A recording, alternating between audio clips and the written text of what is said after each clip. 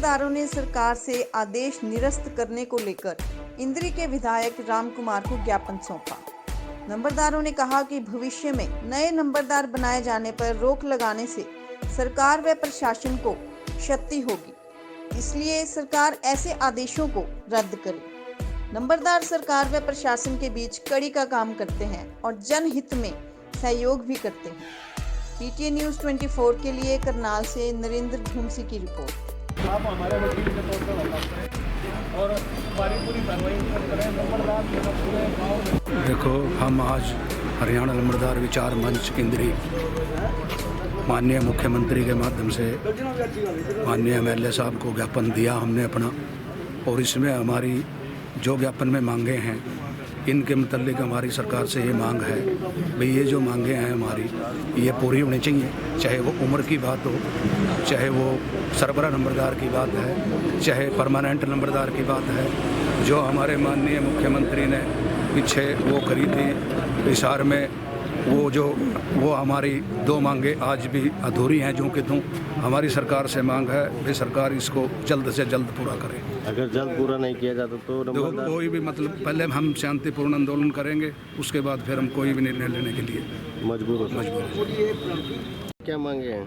देखिएगा, आपके सामने ये पत्र जो है नंबरदारों की सारी एसोसिएशन मेरे साथ खड़ी है। इन्होंने माननीय मुख्यमंत्री के नाम एक ज्ञापन मुझे दिया।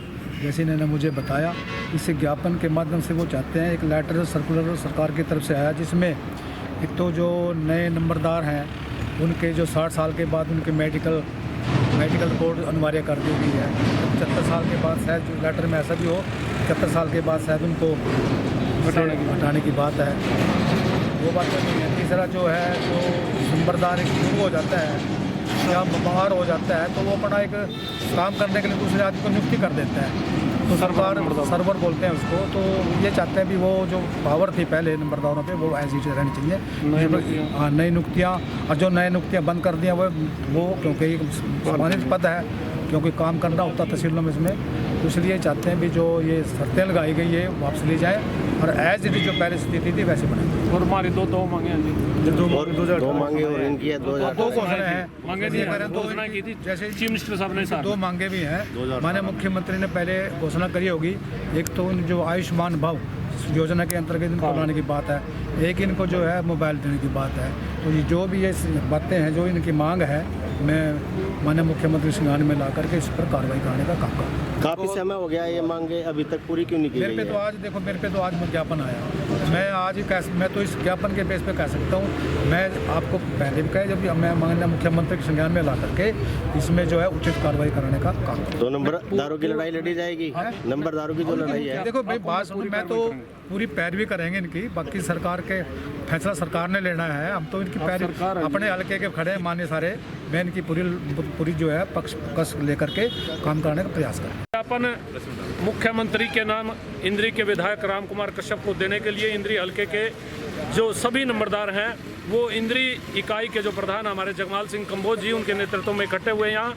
और पहले मीटिंग में हमने जो निर्णय लिया था उसके मुताबिक आज हम यहाँ रेस्ट हाउस में पहुँचे इंद्री के विधायक राम कुमार कश्यप जी के पास। और हमारी जो प्रमुख मांगें थी, मांगें यह हैं कि हरियाणा सरकार ने पिछले महीने एक लेटर जारी कर दिया, जिसमें एक तो जो सरबरा नंबरदार हमारे थे उनकी जो नियुक्ति है उस पर बैन लगा दिया, और जो नई नियुक्तियाँ उन पर रोक लगाई हुई है। और विशेष तौर पर जो नंबरदार हैं 60 साल की उम्र जिनकी हो चुकी है, उनको मेडिकल फिटनेस देने की बात सरकार ने मांगी है। और जो 70 साल तक के नंबरदार हैं उनको कार्य से मुक्त करने के ऐसे आदेश उस पत्र के माध्यम से दिए हैं। इस पत्र को लेकर के सारे जो नंबरदार हैं उनमें भारी रोष है, और रोष ज़्यादा नंबरदार अपनी मांगों को लेकर के उस ज्ञापन के माध्यम से आज यहाँ विधायक के पास पहुँचे हैं। और माननीय मुख्यमंत्री के नाम ये ज्ञापन दिया गया और ये अपील की गई, ये आह्वान किया गया कि नंबरदारों की जो मांगे हैं वो पूरी की जाएं। और ये जो रोक है, जो ये रोक लगाई गई है नई नियुक्तियों को लेकर के और सरबरा नंबरदार की नियुक्ति को लेकर के, ये जो रोक है इसको हटाया जाए।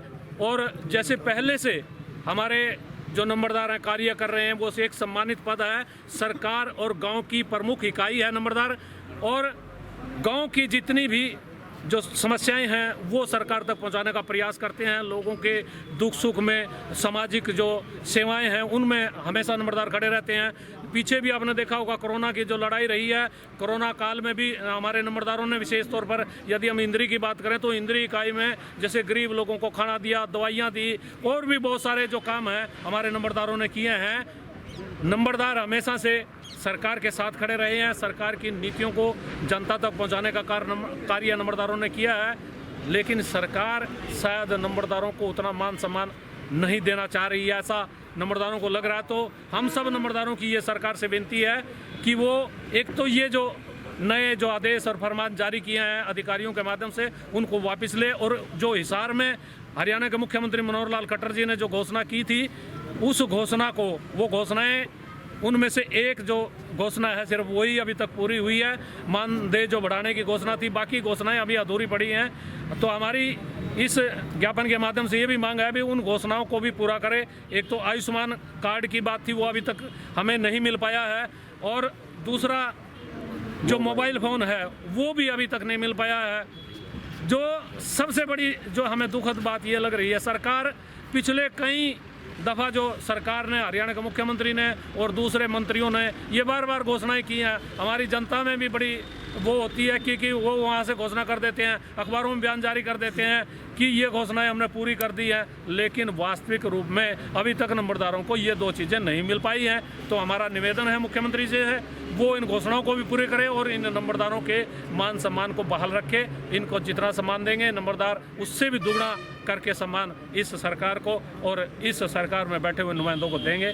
तो हमारी फिर पूरा अपील और मुख्यमंत्री जी से, सरकार में बैठे हुए नुमाइंदों से यही रहेगी।